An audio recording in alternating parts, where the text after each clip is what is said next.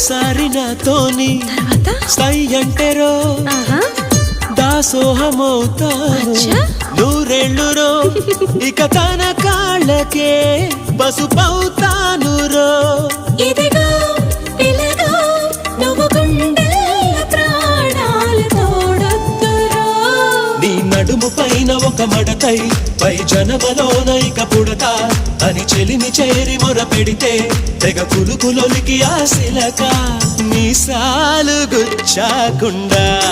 ఒసె మామ ముద్దాడలే నేను